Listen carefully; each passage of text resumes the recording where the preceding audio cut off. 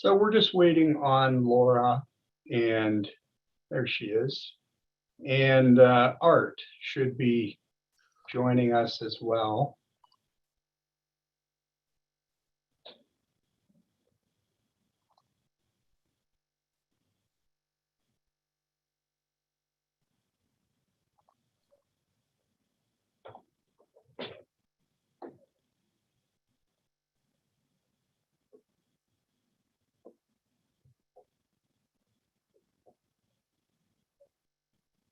Jake, does Selena know she's running the meeting today?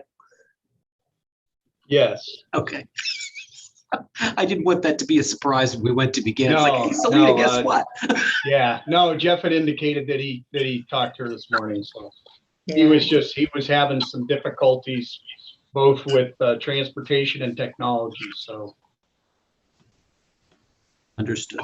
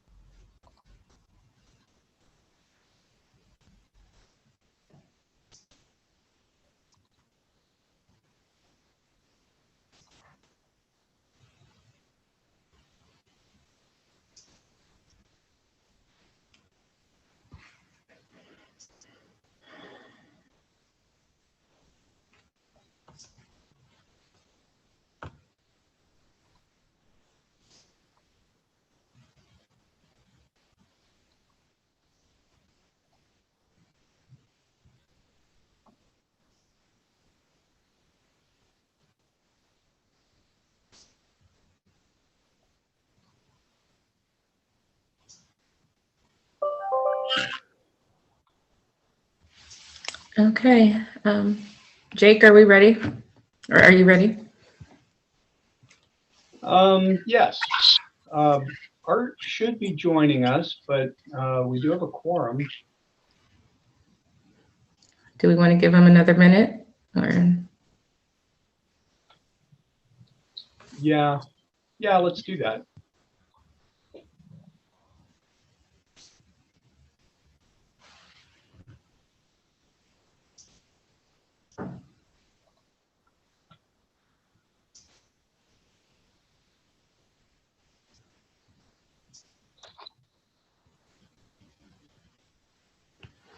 and just so our participants know, we are giving our solicitor just 1 minute to join us. So we thank you for your patience, and we'll be starting our meeting shortly.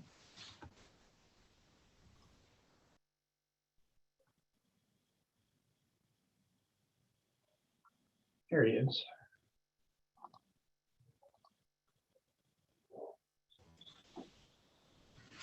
Ready.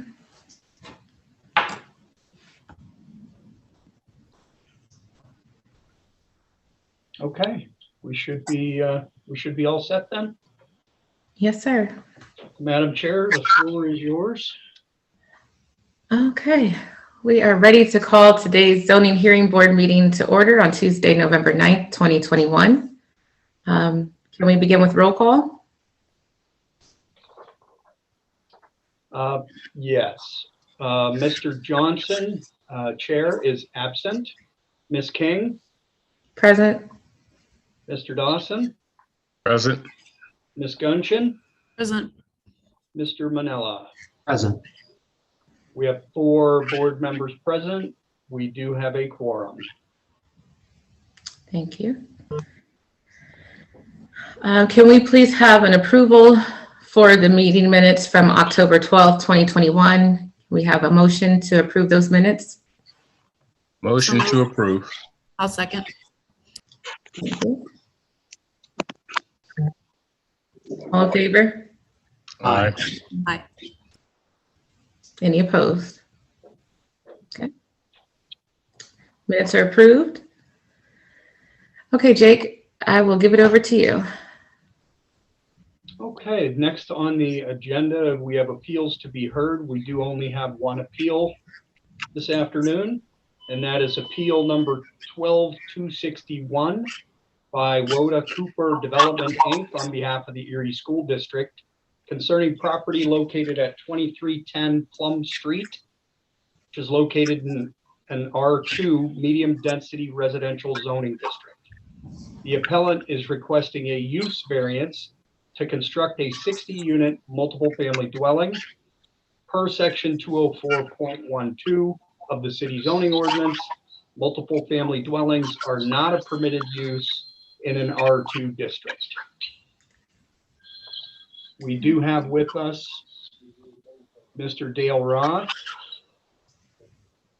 who I am promoting to panelist so he can present on behalf of the developer / property owner. Mr. Roth, before you begin, can we have you sworn in by our court reporter?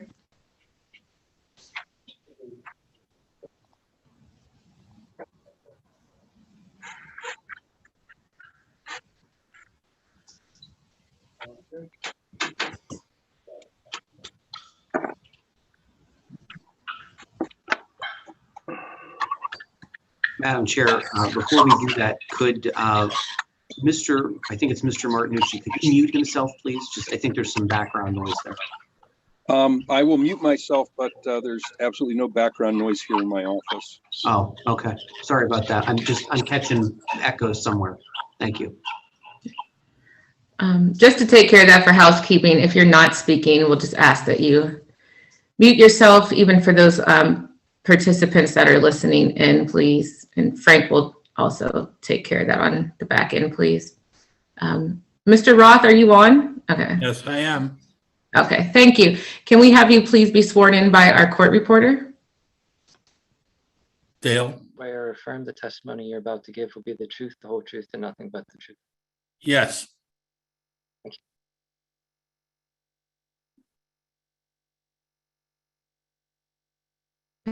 Okay, go ahead, Mr. Roth. Okay, thank you. Want to thank the city and you, the board members, for taking the time to hear our request for a use variance in a R2 medium density zoning. We are proposing, and we have submitted a site plan which is still under review as to the location of the building that we are proposing on the site. It is a affordable housing, elderly housing project consisting of 60 units, being 40 one-bedrooms and 22 bedroom units. The building is meets all the other than the use requirements, meets all the zoning requirements for the development of the property from the standpoint of density, parking, setbacks, and all the other issues that are outlined in the code. The building as we have it located, since there's no formal survey yet, is located to try to stay away from the portion of the building that is the oldest structure, which has a basement in it. The rest of the land I would call virgin soil. So we did have a meeting with a neighborhood group 2 weeks ago, I believe. And I indicated during that time, once we had the final location of the existing building, I would be able to adjust the location of this building towards Plum Street rather than where it's at. And that would all come under the planning process, land development process. That's to come with the use variance being granted. So we're really talking about the use of the building as it relates to the building code for that district. That district allows 2 and 3 and 4 family developments as part of it. So it is a multifamily zoning ordinance in some regard. So a use variance is something we believe would be permissible for this site. I know the site, I don't know the exact, but I believe the site has been vacant for about 12 years. You can see it from being there for this amount of time. It's deteriorating. The district, it costs the district about $35,000 a year just to heat and maintain the lawn areas and grass areas. These are some of the issues or hardships that are created by that building sitting there and being unused. It's a non-taxable site right now. It would become a taxable site. The building also has about 100,000 square feet, $100,000 worth of asbestos that would have to be removed in any redevelopment of that building. And the other issues with developing that site and maintaining the existing building is the structure itself. It is an all-wall bearing masonry constructed building with steel construction bearing on those walls. So as in any school district buildings, and we've done a lot for the Erie School District over the years, we have found that the cost is quite steep when you try to remove existing walls that are bearing right now in order to create usable space inside the building. So that is some of the hardships that go with this building. The site is a nice site for an elderly project. The project itself will be a mid-rise, which is permitted by code, not to exceed 35 feet. The existing building exceeds 35 feet. We will be below that 35-foot threshold for the height of the building. The parking requirements by the code requires 1 space for each apartment. We exceed that space. We will have 65 spaces on site.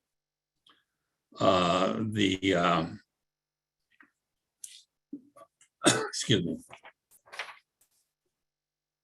The building footprint itself is smaller in scale than an original building. So we are creating more open space, not less open space with this construction of this building.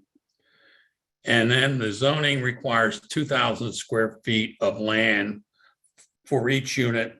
And in the final analysis, we'll have 2,975 square feet of land for each apartment. So we have a building that's designed to meet all those requirements, and it becomes what's nice about it, it becomes a taxable project.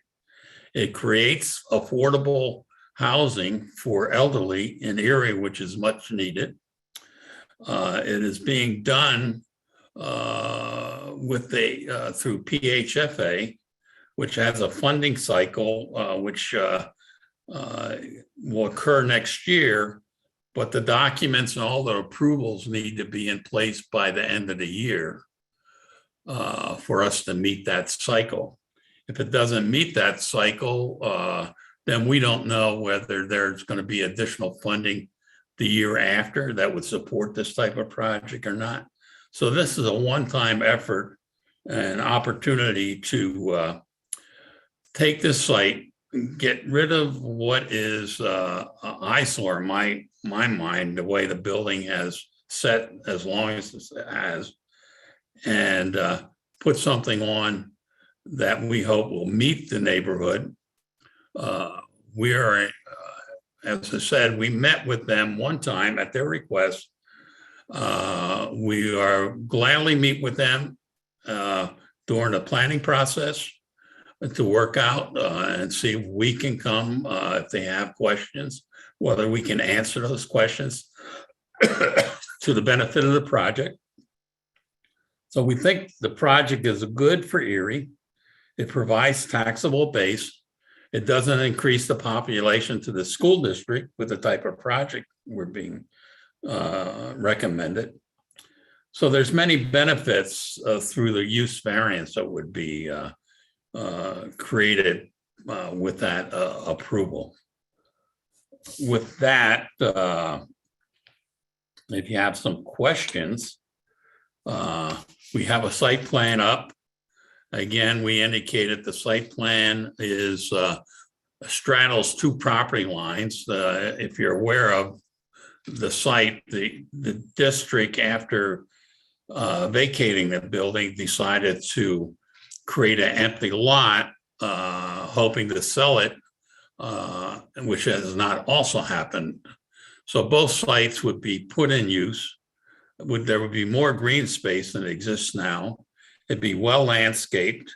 The trees around the perimeter would remain. There would be sitting areas and porch areas for the elderly. There would be community space inside for the elderly, but that has nothing to do with the use variance. That will all come through the planning process and the land development process. And then looking at the final design of the building in conjunction with discussions with the neighbors. And like we did a couple of weeks ago, we're open to that. We're open to make recommendations to the owner that whatever comes out of these meetings. So we think it's a good project. It's the right time for the project from a funding source because excuse me, the rent structures are so low for Erie and elderly that we need this funding cycle to meet those maximum rental amounts. So with that, I'll answer any questions. Thank you, Mr. Roth. Does anyone from the board have any questions for Mr. Roth?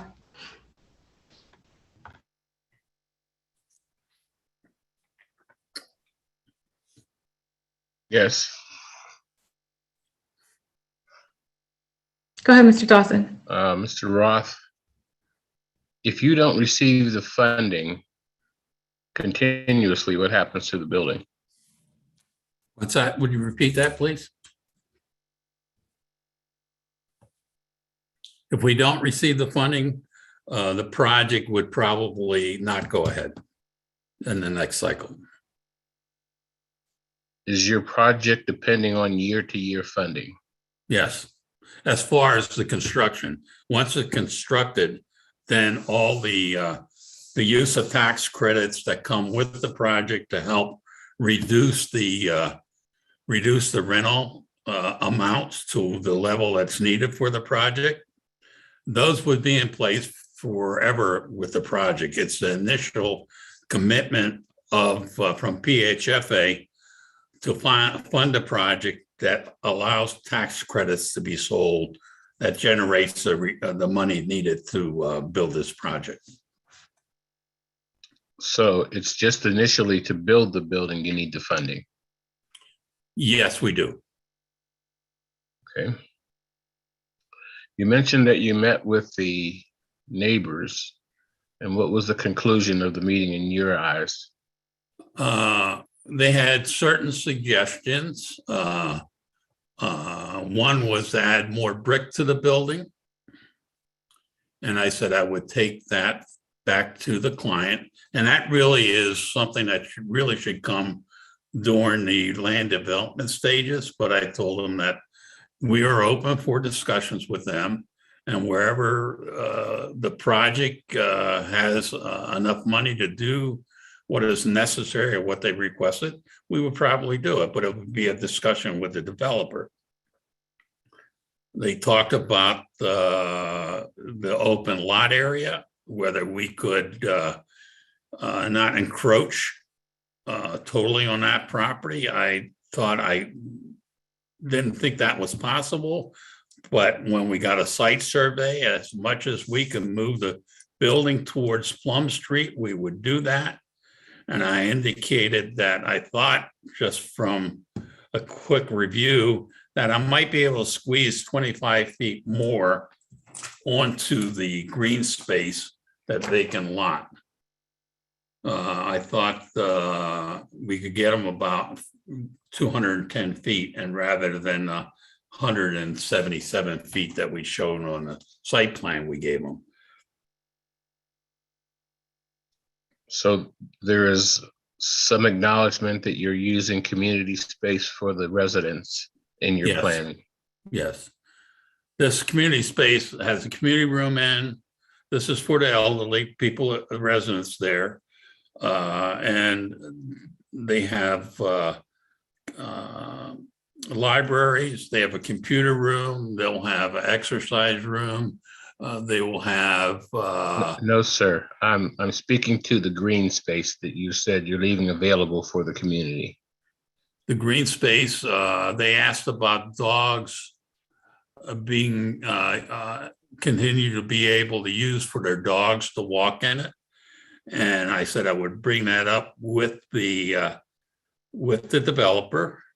Right now, the site has a fence around it, so I don't know how the dogs get into that space to walk them, because it is a ball field right now. Just grass, but they use it as for some baseball. And I felt that the developer, as long as people clean up after themselves with their dogs, I think that's something you could talk to the developer about. Again, this is stuff that should come through the land planning phase rather than a use variance phase. So why are you requesting the use variance? For multifamily. Even though the R2 allows multifamily, they only allow it up to a certain amount of residents in a building, which is 3 to 4 families in a building. You can have townhouses. You can have multifamily, 3 to 4 families in a building. We're looking at doing one building with 60 units in it. And that's the reason for the use variance. You permit 60? quasi multifamily, but not to the extent. I can't hear him. What's that? Can you hear me? Just now. Yes? Can you hear me? Yes. Yeah. Yes. So we felt, because of the scale of and the site being it's pretty open right now, we didn't want to encroach on the density of the site any more than the school itself was taking, and that is the reason for going for a multi-story mid-rise building, to keep the density and height of the building and the open area equivalent or greater than what's there now. Thank you. Okay, do any other members of the board have questions? I do, Madam Chair. Go ahead. Thanks. Mr. Roth, the rationale for meeting the variance criteria is a bit light, in my opinion. I have a hard time with the statement that this project won't change the characteristics of the neighborhood. I also have difficulty with the decision that there's no possibility for adaptive reuse. You have ECAT Wayne School, that is a shining star example of how a former school property that I think is the same age as Irving or even older can be brought back into useful life without demolition. Could you speak to that a little bit more, please? Well, one of the drawbacks, unfortunately, was made by a prior architect in the 1980s. when everybody was in the energy conservation mode for school districts, and school districts got additional state aid to upgrade their buildings to make them more efficient. When you talk about Wayne versus Irving, you're talking apples and oranges. Wayne facade was maintained. The brickwork was in good shape and could be restored. The inside was in good condition. Irving, unfortunately, they put a coating on this building, which changed the whole exterior. It took away the historic significance of the building, even though personally and all the residents in the area still have that thought of this nice old building. That nice old building has been destroyed by what's been put on the outside of the building. It's material that can't be taken off without destroying the faces of the brick. And that's one of the problems with trying to salvage the building. So what you're Those saying are the is keys it's that- potential, but it's structurally, cost prohibitive. What's that? So what you're saying is it's possible, yet it's cost prohibitive. is what Well, I'm hearing. yeah, it's possible if you want to re-brick the entire building. That's what would happen when you take that material off. In my opinion, when you try to take the material off, you will take off portions of the face of the brick. So that would require you to strip all the brick off the building and rebuild it.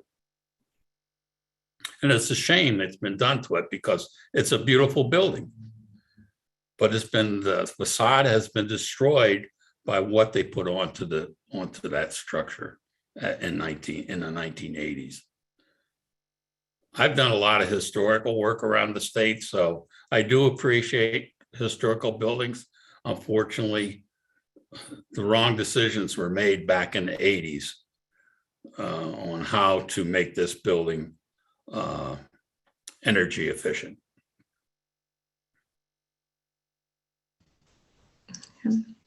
Any more questions from the board?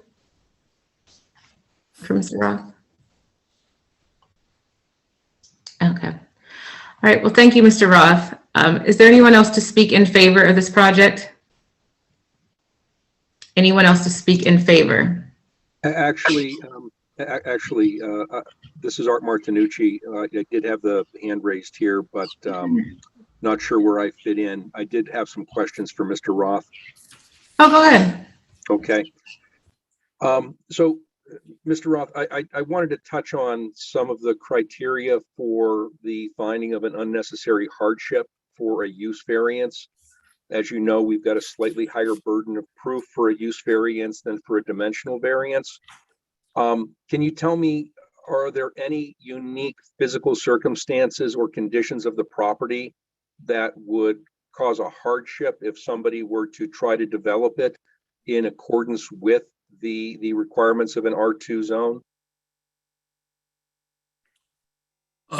You couldn't. It's not zoned for office buildings. It's a multi-story building that's not zoned for office buildings. It's not zoned for anything that's multi-story, as I read the code. So no matter what comes in there, the building exists, but the code doesn't allow you, without a variance, to put something in it that would allow the use of a multi-story building.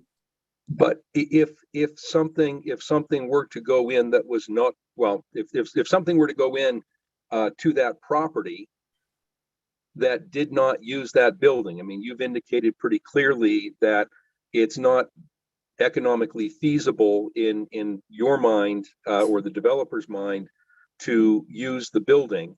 So if the building comes down in any event, is there anything that would preclude the property itself from being used in accordance with R2?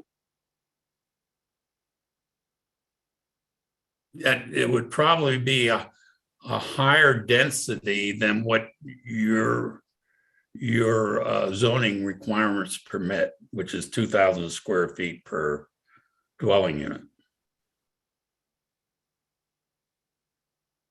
You permit townhouses. Right? So parking would be an issue. Density would be an issue. And development of the site would be an issue, because to tear the building down to build, for example, a townhouse project, to buy the building and tear it down is about $1.1 million. So you can see how that would relate to developing single family houses. They would be unsaleable because of costs. Okay, so that goes to the economic feasibility, but physically, there's nothing unique about the property that would prevent it from being utilized for single-family homes or townhouses. That's permitted by code, yes, other than cost. Okay.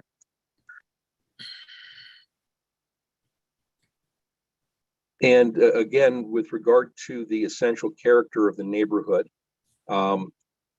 it at least sounds like you and the developer are looking at this from the perspective of trying to manage density and things like that. But is the presence of a multifamily structure of this size going to change the nature of that neighborhood? It's actually going to be a smaller building than the current building in size and square footage, footprint on the site. So you're actually going to have, you're going to create more open area than you have now for landscaping, etc. Okay, thank you. Those are the questions that I had. Thanks. Thank you. All right. Thank you again, Mr. Roth. Jake, do we have anyone else to speak in favor?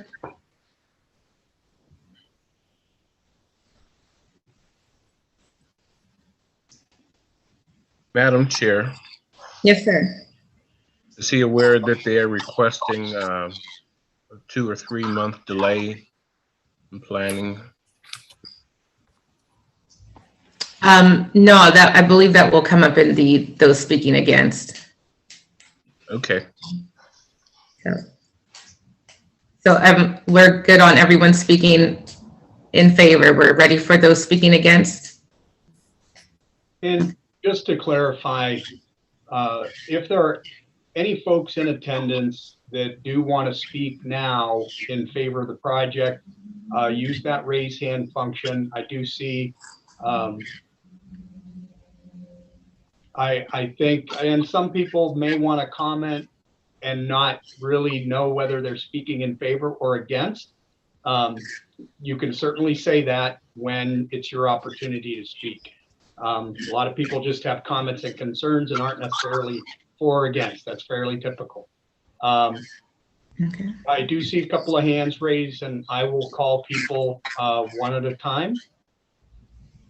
And I will start with Heather Casper.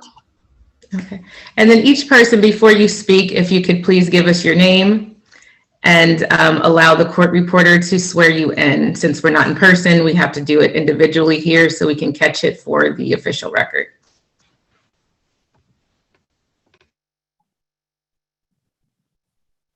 Ms. Casper? Can you hear me now, Selena? Yes, I can. Okay, I'm on. Thanks. My name is Heather Casper. I'm here with the Sisters of St. Joseph Neighborhood Network. Okay, great. Can we swear her in, please? Casper, do you swear or affirm the testimony you're about to give will be the truth, the whole truth, and nothing but the truth? I do. Okay, thank you so much for giving myself and some of the neighbors a chance to weigh in today. And really, I am not speaking for myself at all. I'm speaking on behalf of the Sisters of St. Joseph Neighborhood Network.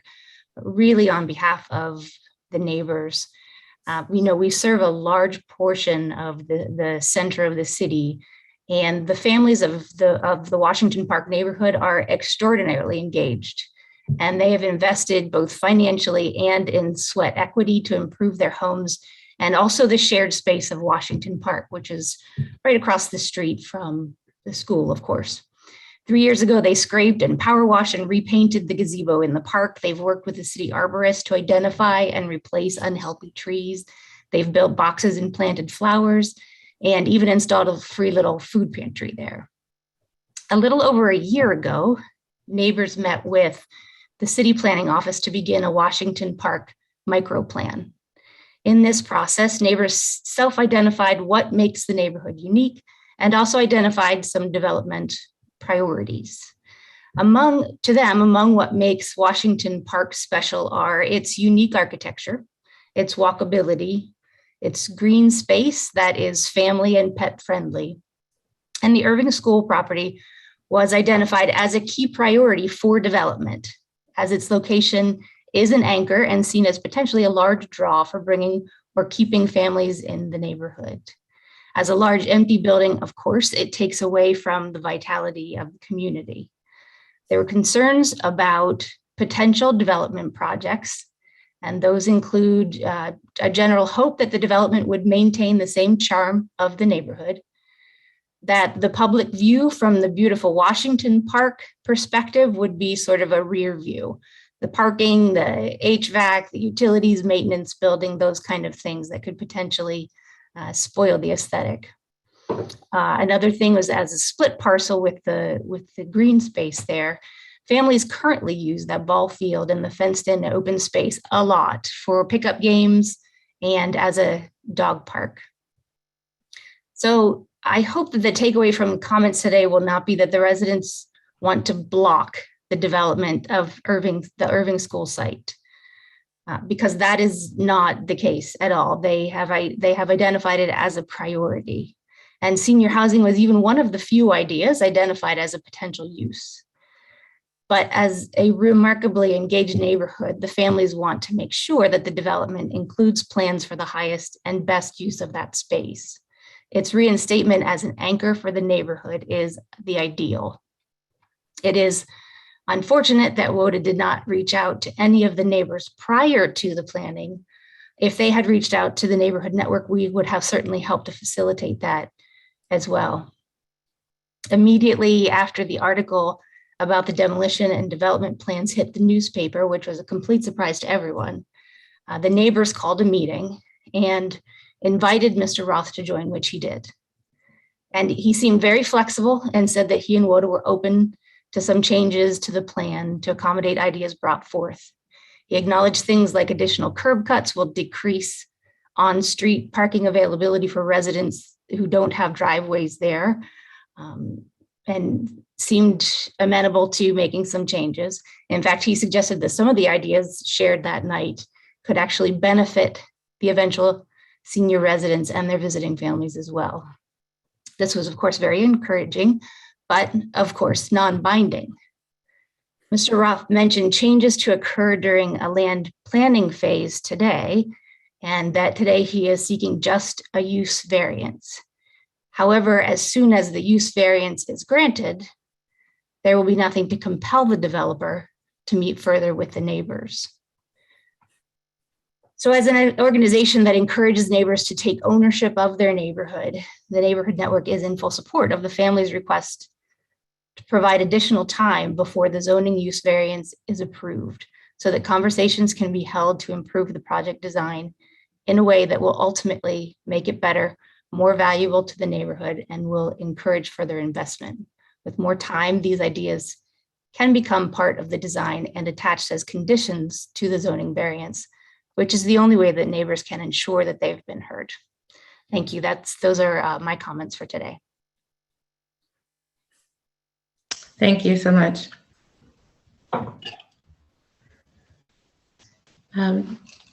Jake, do you want to? Yes. Next up, we have Margo Wolf.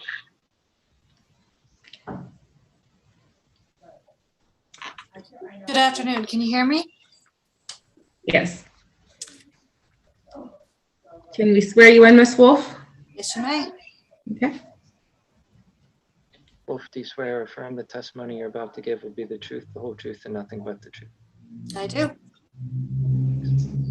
Okay. Go ahead, Ms. Wolf. Thank you. And thank you all for the opportunity to speak today on, I am coming to you as a resident of the Washington Park neighborhood. And I have forwarded a petition to the zoning board on behalf of many of the residents in the vicinity of the Irving School and Washington Park. We have 23 signatures on our petition. We would have had more if we had more time, but we have a lot of people in the neighborhood that are concerned about making sure that whatever is developed on that property does meet the needs of the neighborhood. We want to make very clear that we are not against any new development or even this new development, but what we are asking for is some time to discuss with the developer these potential modifications to the plan. We don't believe right now, as the plan stands, that it will, we do believe that the plan is as proposed as it stands today, will alter the essential character of the neighborhood and the district and where the property is currently. We do believe it will substantially and possibly permanently impair the appropriate use or development of the adjacent property. And we do believe it might be detrimental to quality of life for the immediate neighbors. Some of those key points Heather Casper already pointed out. The parcel of land off the side of the building right now is heavily used by residents, by children and the families, dog walkers. It is an amazing thing to see this every day when I look outside my window and see people not only enjoying Washington Park, but also seeing this area that is being utilized for recreation. And we are concerned about the use. While we recognize that the building that is being proposed has a smaller footprint, that would not be the land available to the residents on an ongoing basis. We want to make sure of that. We are also concerned about some of the neighborhood considerations, the look of the building, signage, any lighting issues, parking for visitors. Parking is an absolute premium, especially on 24th Street, which is where I reside. It is that time of the year when odd even parking is a scramble to see who gets a spot near to their house, if at all. Sometimes you have to park on the side street. So those are considerations. And then in addition to that, we have a building that does need some upkeep and does need some cosmetic work, but is not as in horrible shape as might be assumed, and maybe potentially using at least part of the current structure for the current building, or seeing what can be salvaged from the Irving School to be utilized in the new structure. Many of our families have resided in this area for a long time. They do remember their time well in Irving School, or their children's time in Irving School, and they want to make sure that that is preserved. So on behalf of some of the residents that we have been able to contact, we ask that we have a delay in the decision for 3 months so that we may sit down with Voda Cooper and Dale Roth and talk about these considerations so that the neighborhood can be included in the conversation and the decision-making process. Thank you so much for your time. Thank you. Okay. Do we have anyone else to speak against? Yes. Okay. Yes. Next up, Melinda Meyer.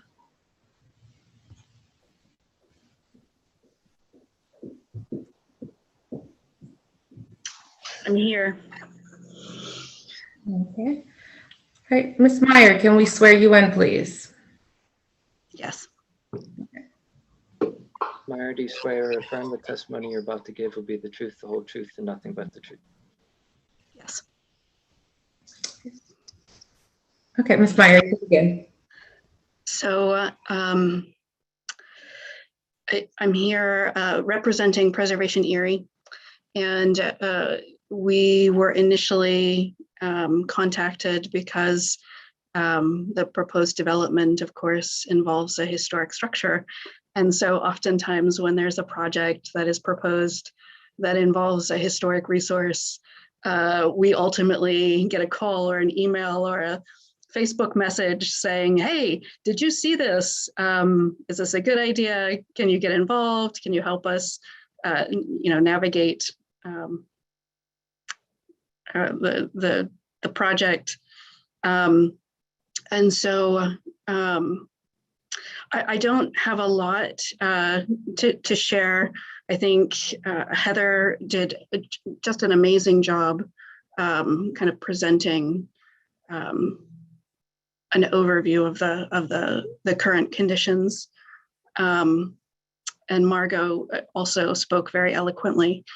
The only thing that I kind of want to make sure that's kind of reinforced is that, you know, these types of development decisions really should not be made in a vacuum. I really wish that water development and or even the Erie School Board had engaged the neighborhood in a conversation prior to the newspaper article. I think it's really unfortunate that the neighbors first heard about the proposed development in the Erie Times News. So again, these types of development decisions really should not be made in a vacuum. Residents really should have the opportunity to weigh in on projects that have the potential to impact the fabric of the neighborhood. Irving School has stood in the neighborhood since 1897, with its West Addition being built in 1926 during an era of rapid growth for the city and its residents. Older school buildings are significant community assets that should not be discarded without careful evaluation. And it's really critical that residents be informed and engaged in discussions around the future use of this property. And so I would just like to really kind of reinforce that message, which I know you've heard in different ways from both Margo and Heather. Again, the intent is not necessarily to squash the proposed development. It really is, the request is to delay decisions because once a variance is approved, it's quite possible that the neighborhood could potentially be shut out from any future conversations. There's really nothing enforcing or requiring the development company from talking with residents. And so the request is for a delay so that the neighbors can do some fact finding, can tour Irving School, see the condition and assess the condition of the building themselves, and have conversations with the developer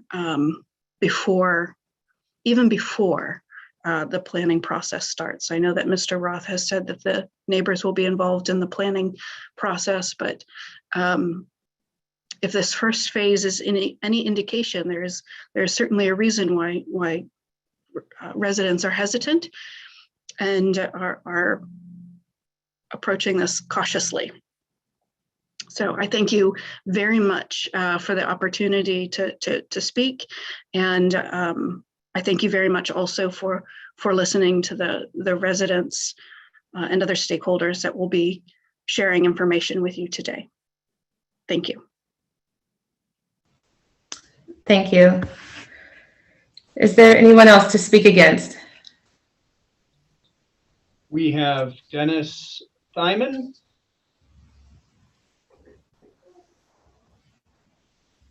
Can you hear me? Yes, we can. Good. All right. Can we swear you, Mr. Thyman? Is it Thyman? Are we saying that correctly? Diamond. Okay. Just call me Harvey. Okay. Okay. Well, we're going to have you say your name for the record and then swear you in, okay? Yes, my name is Dennis, Edward, Thiemann. I have a speech impediment, which is why I spelled it.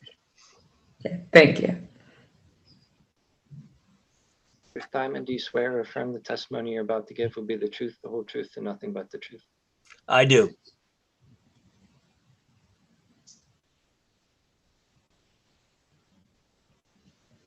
Okay, Mr. Harvey, when you're ready. Okay, fine. One, I was born in Franklin Terrace in 1943. I lived at 2217 Liberty Street, and I went to Irving School. Now, I may be 78 years old. I wasn't part of the first graduating class, but I was not in the last graduating class either. So I know that neighborhood. My father worked at the Continental Rubber Works. We went to the baseball games at the park. I know that neighborhood, and I'm telling you, as someone who has worked with Woda Cooper for almost the better part of 20 years, we've never done anything but help a community and a neighborhood. And certainly as a past resident of 2217 Liberty Street, with relatives still in Erie, I wouldn't start doing something different in Erie. Now, as to the actual facts, one, it took several months to get site control from the Erie School District. I'm not pointing the finger, it just, they were going through a number of tremendously important projects with the COVID-19 and everything else. Their time was very scarce. So it did take a little longer to get the site option than we thought it would be. And once we got the site option, we immediately made a submission to the zoning hearing board. So there really hasn't been any extra time. We always work with the neighborhoods. We'll be happy to work with the neighborhoods. But here's the rub. I've looked at all the data that has been sent to you for your consideration. I have heard all of the comments. It seems like some pretty decent people want to try to see if they can make a project work without hurting their neighborhood. That's what we do. But time is of essence. We can't take 3 months.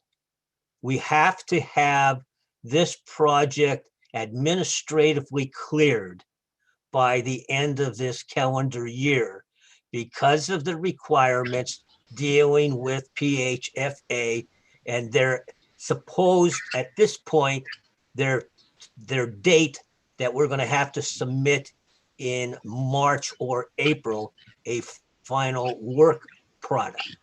So I can only go. Excuse me, Mr. Harvey. Are you representing the construction company, or who are you representing and speaking out? I'm a consultant to Woda Cooper. Okay.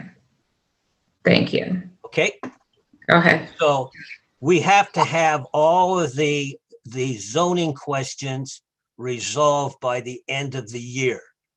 Now, if you can give us a list of some data tomorrow, next day, over the weekend, talk to Dale Roth. He's the person in Erie.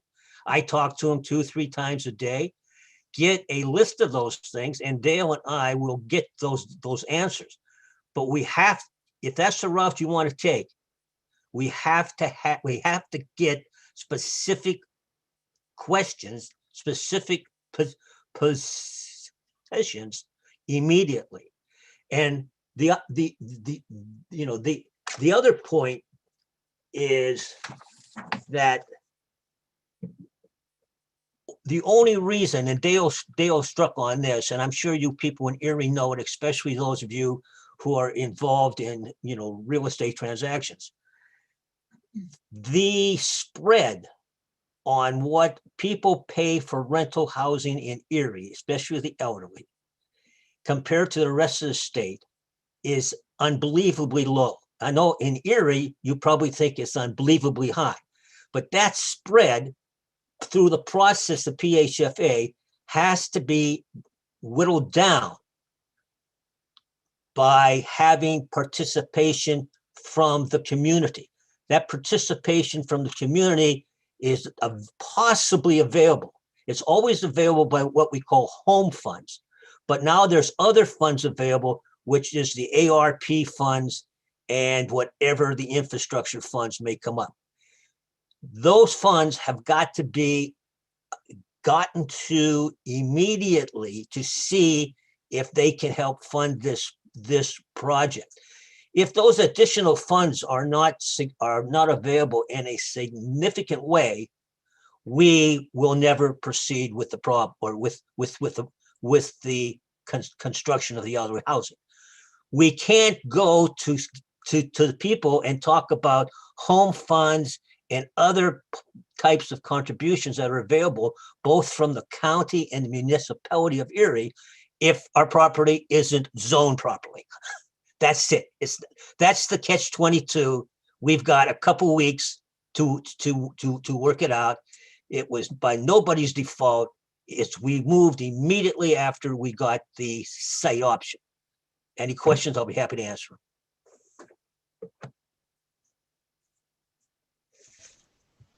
Madam Chair, Yes, sir. to Mr. Harvey, you work or a consultant for who? For the company that will submit the application to PHFA, the Woda Cooper Company of Columbus, Ohio, who, by the way, has 3 projects in Erie County right now.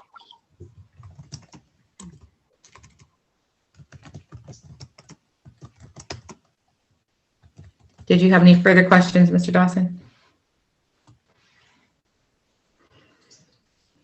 So you're aware then that they were asking you for more time? Did you extend the same courtesy to them that you're asking of us today? I was aware at 11:54 today of the request for 3 months to 6 months extension. So in the last 2, it happens to be 1:54 now. So in the last 2 hours, I have done as much work as I can to see how we can cooperate and at least hear what the people have to say. But the eventual vote, I believe, will have to be at the latest by December 30th, 2021.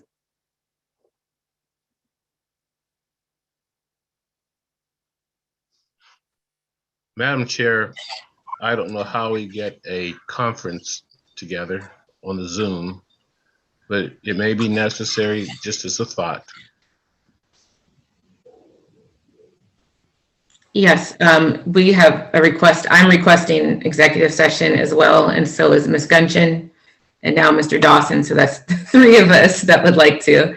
Mr. Manella?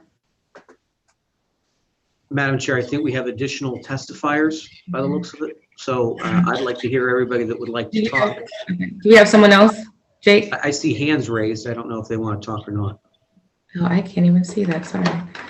Jake, do you want to call? Yes, we do have 2 other individuals that wanted to speak. I'll call up Catherine Perry. Thank you. Can you hear me? Yes. Good. Perfect. Okay, Ms. Perry, we'll swear you in, and then you can go ahead with your testimony. Thank you. You're welcome. Mary, do you swear or affirm the testimony you're about to give will be the truth, the whole truth, and nothing but the truth? Yes.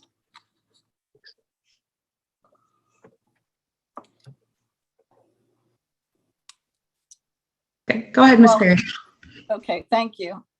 Well, thank you for hearing us today. And My name is Catherine Perry.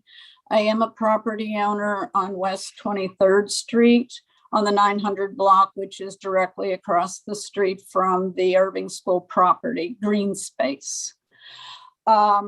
Most of what our concerns or the conversations that we'd had among ourselves and with Mr. Roth previously have been addressed by other speakers. So I'll make this very brief. Two things. One more is a consideration of the property and its impact on the neighborhood that hasn't been addressed today, and that is water issues. The addition of a building in a different configuration that is there now is obviously going to change the topography and possibly cause us problems with water.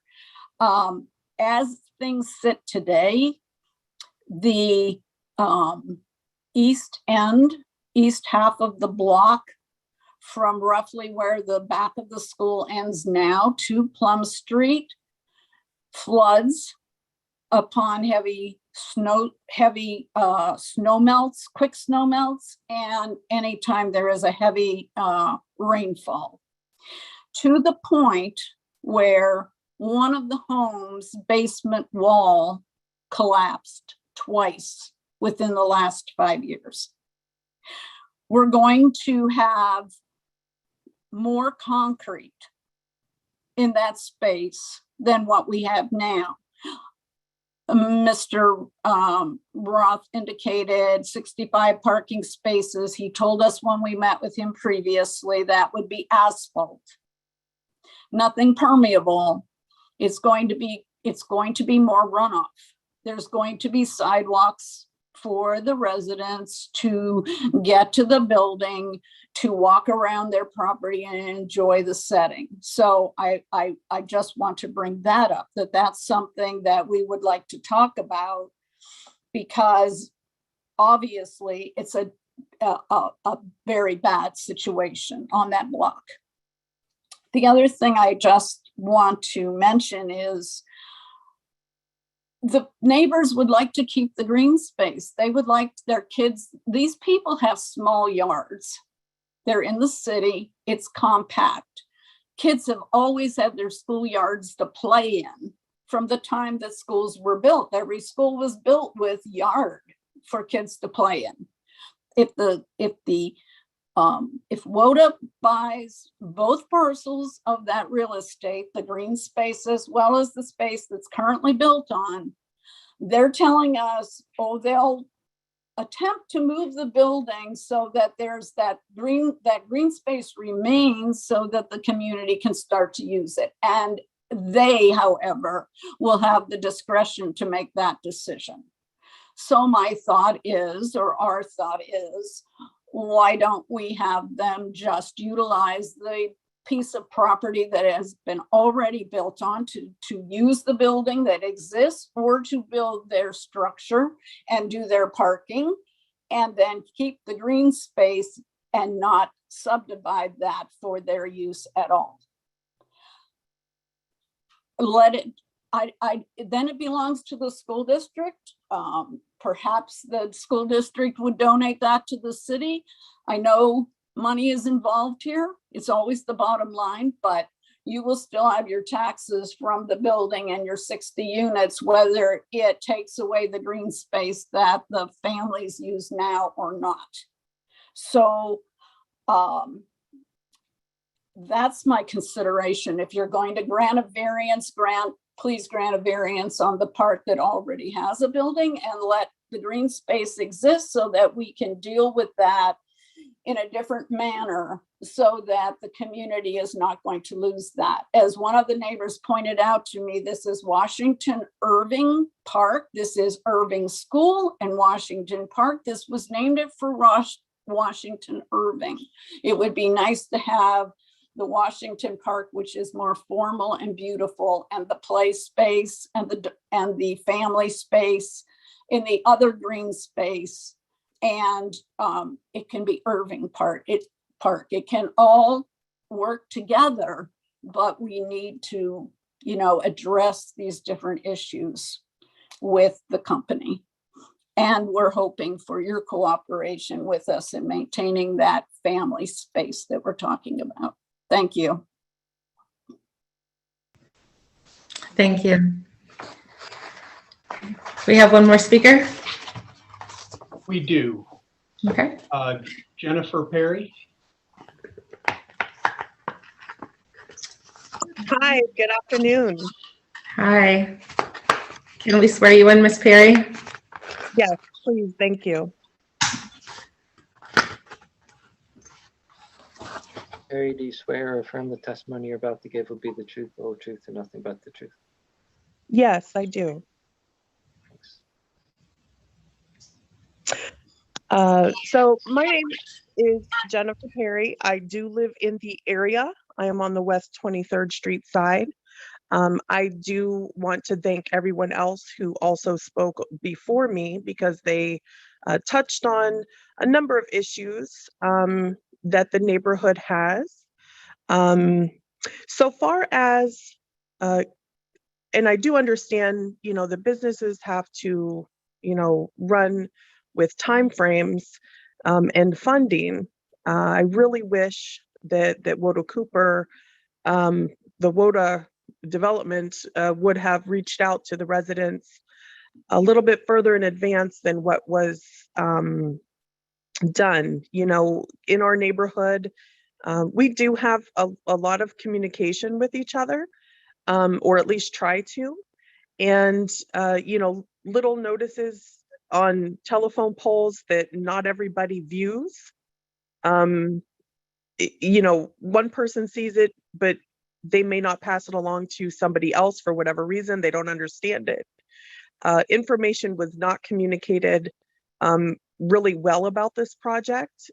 Having been one of the persons who canvassed the neighborhood and spoke to people individually on a one-on-one basis, a lot of people were not aware until the newspaper article came out, and they did not have a full understanding, even when the news came around, to say how people felt about the project.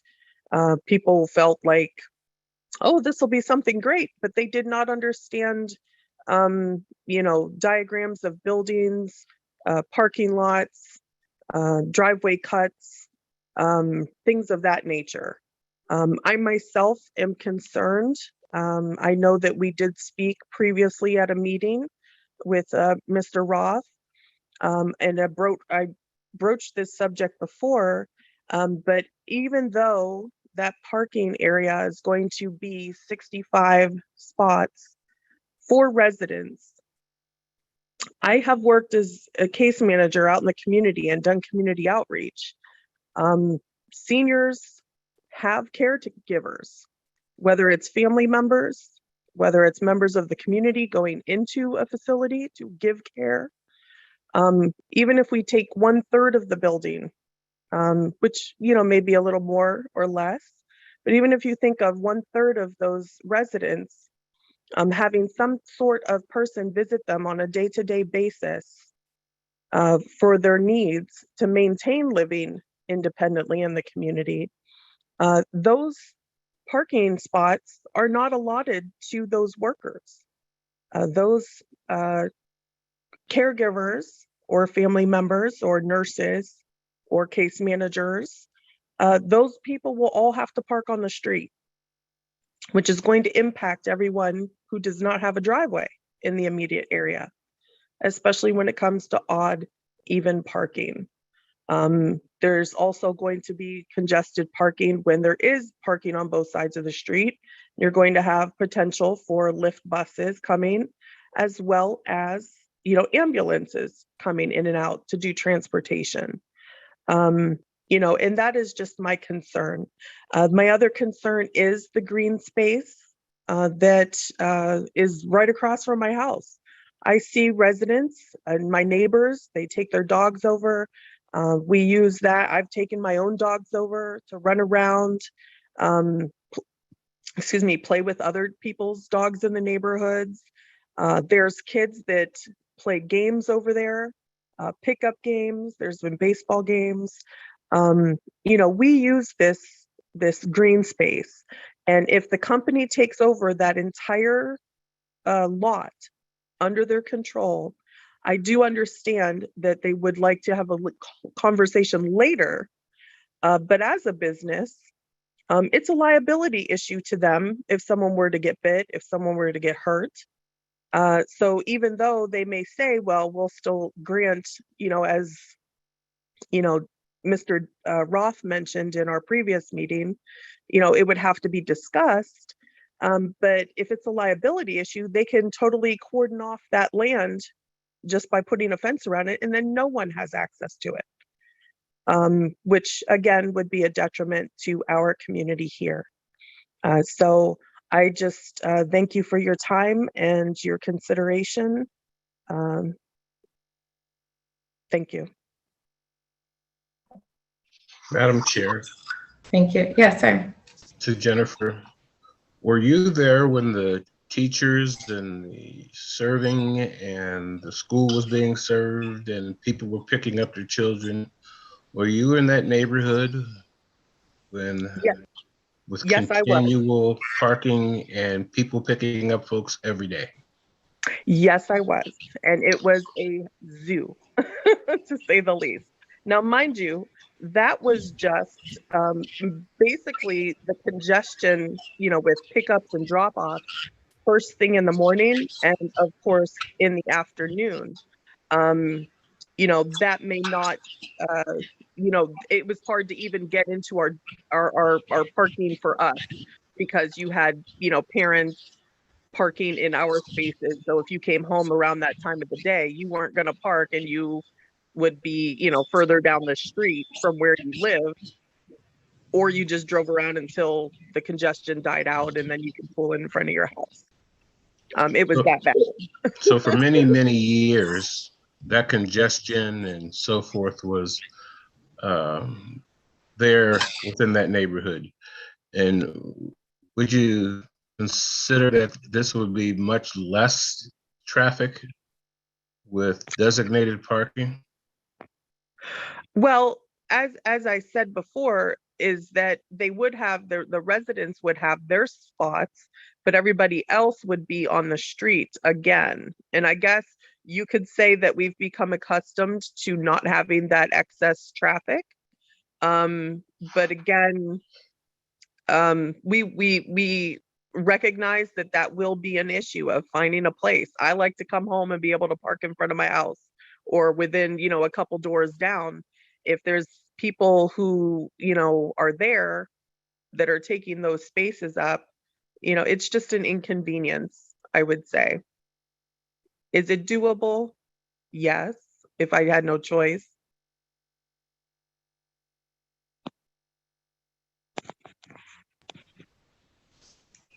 Okay, thank you. Jake, do we have any other speakers? I think everybody has spoken. There was one question that was asked by one of the speakers regarding the funding source. So this would be a question for, I think for Harvey, as to whether or not the funding that WODA is applying for, whether that's an annual funding program or is it a one-time funding program or one-time opportunity?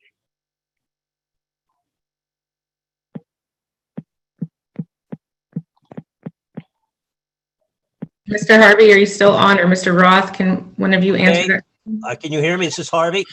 Yes. Okay. The program historically is every year, but it changed about 7 years ago. So now it's every 14 to 16 months. Okay. And I assume it's going to stay on that outline.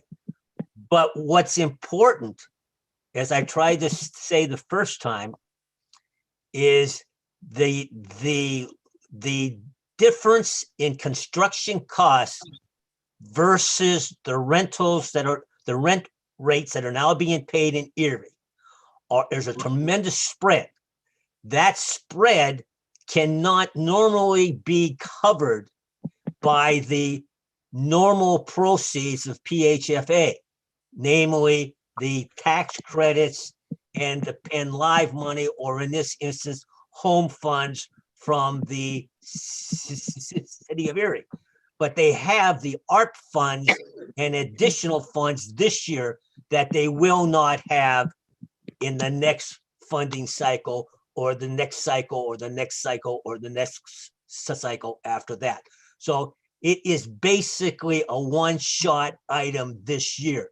There will be approximately, if last year, which was also a COVID-19, and there was ARP funds available, there was about 87 applications made, and 35 or 36 projects were funded.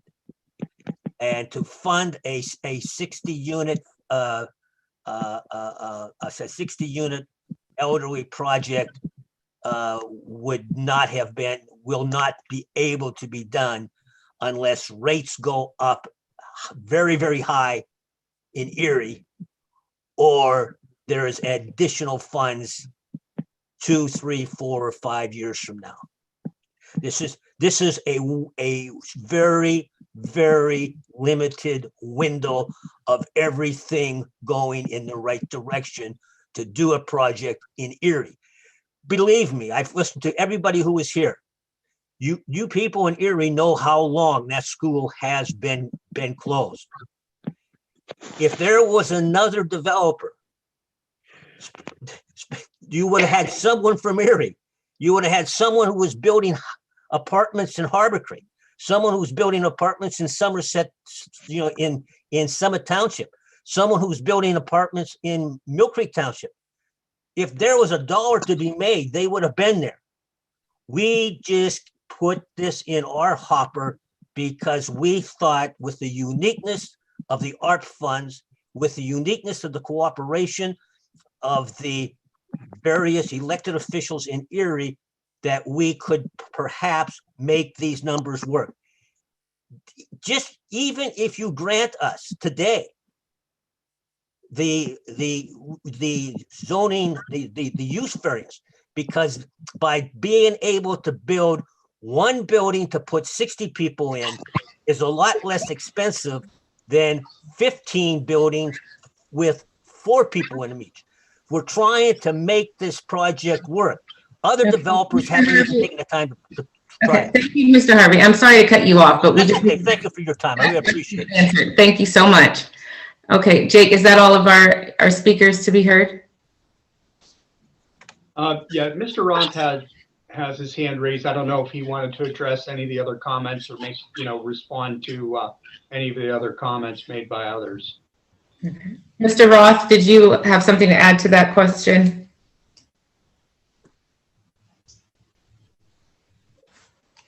Mr. Roth?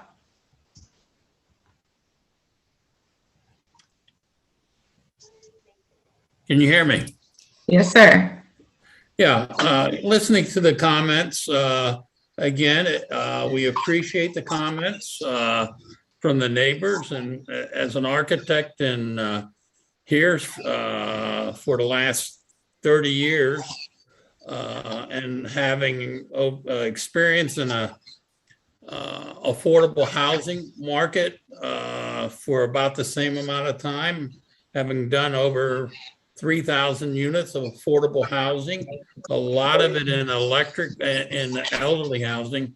One of the common things that is known is parking in an elderly project, affordable housing project. The parking ratio is about 1 car for every 3 residents. That's a national average. And Woda Cooper puts more parking into a project than any other developer that I have ever worked with. But they feel that's, they want to provide that. Plus the city requires 1 car for every resident. So it requires 60 parking spaces plus space for staff that are in the building. This project is a normal residential apartment project where the residents are mobile. To my knowledge, there's very little in the way of services coming to them as far as help and mobility or to get around a unit or to get outside. So we're not talking about the same type of living environment here that some of your people that object to the don't object to the project, but have concerns about the project. That's all I have to say. Thanks. Thank you. Madam Chair, for clarification to Jake, what is the ratio of parking spaces to people in building? Well, the zoning ordinance requires that one off-street parking space be provided for every dwelling unit, which, you know, according to the preliminary site plan, that has been that's been adhered to. And Jake, to your knowledge, are you aware of places that have less than that ratio in the city of Erie? I would assume that there are multifamily developments in other parts of the city that probably do have less than the one per dwelling unit for off-street parking. We've heard similar comments about for senior housing, that studies have shown that not one, that less than one per dwelling unit is typically sufficient. I think the board acted on a similar request to lower the off-street parking requirement for a project on 23rd and SAS, 24th and SAS, to reduce the off-street parking requirement. So it has been approved in the past. Thank you. Okay, thank you. So we're going to go into executive session right now. Frank, can you advise us on how we're going to do that, please? You'll have to log out of the meeting you're currently in. Okay. And then log into the other Zoom that I sent you. And then once you're done, log back into the Zoom. Okay, but all of the viewers will still stay here. We'll just come back. Yeah, pending they want to hang out. Okay. All right. So, are we yes. gonna get another link or something, or? Yes, Frank emailed us another link for us to discuss this so we can come back with a decision. And so those who are viewing us live can hang out while we have executive session, and then we'll come back. Frank, this is Art Martinucci. Frank, did you send me that link as well?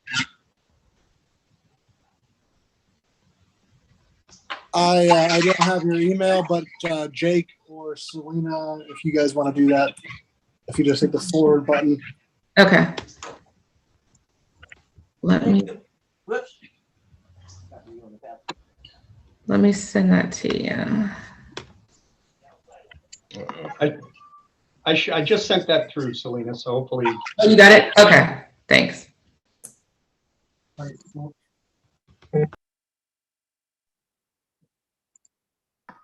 Yep, just received it. Okay, see you there.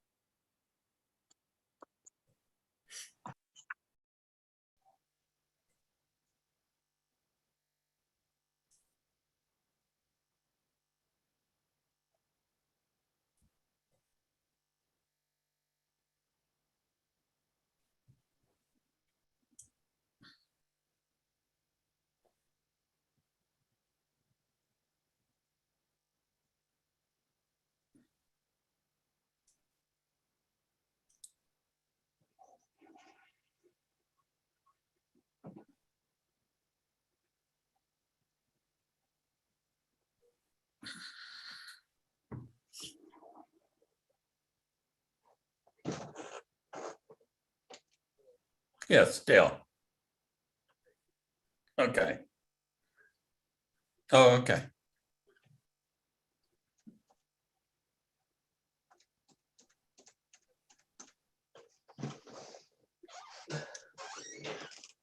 Okay.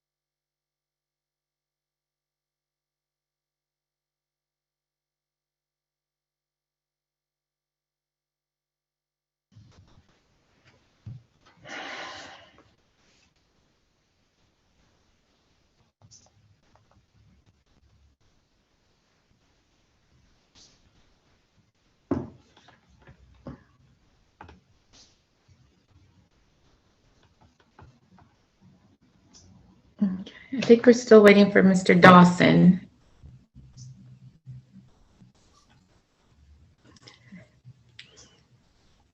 We may have to send him the link again.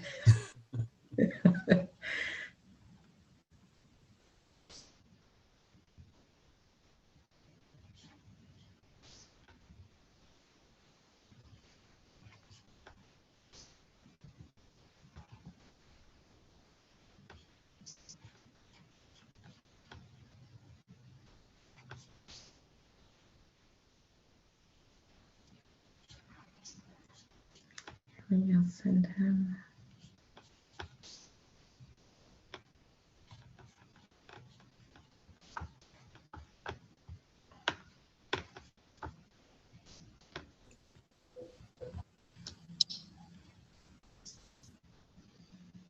Is it possible for us to send him the link for this meeting? Madam Chair, I think he's back on. Is he back in? Yep, there he is. There he is. Okay, great. Thank you everyone for your patience. We appreciate it. And we'll continue our meeting. Attorney Martinucci? Thank you. So after discussion in the executive committee, the executive session rather, it's my understanding that the zoning hearing board is going to make a motion to continue today's hearing to be reconvened at the beginning of the time scheduled for the zoning hearing board's regular December 2021 meeting. And a notification will be sent out in that regard.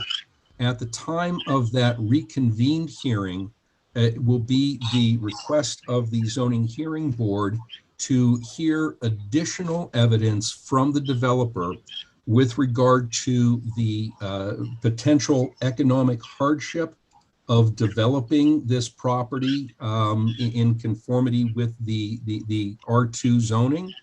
And also additional evidence from both the developer and any of the folks who have spoken today against the project with regard to the issue of how the project will or will not alter the character of the neighborhood. And with regard to that second point, the zoning hearing board would encourage the folks who have participated in the hearing today, the interested stakeholders on both sides, to get together to address and discuss some of the issues that have been put forward today, and to come forward at the time of that reconvened hearing with additional information and possibly a concrete plan, because that will weigh on the board's decision with regard to the impact of this project on the character of the neighborhood. If that is the zoning hearing board's desire and motion, would somebody please indicate so by making that motion? Madam Chair, I make that motion. Thank you. Is there a second? I'll second. Thank you. Great. Can you call for the vote?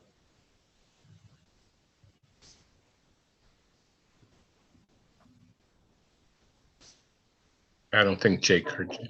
He did. I did, sorry. Mr. Dawson, how do you vote? Yes, in favor. Ms. Gunchin, In favor also.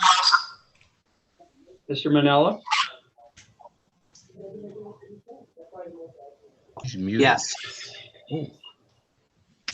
Ms. King. Yes.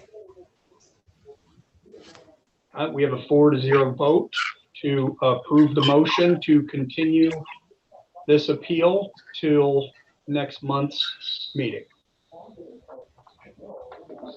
Thank you. And so next month's meeting will take place on December 14th. There will be a notice sent out, and this meeting is adjourned. Thank you so much. Thank you.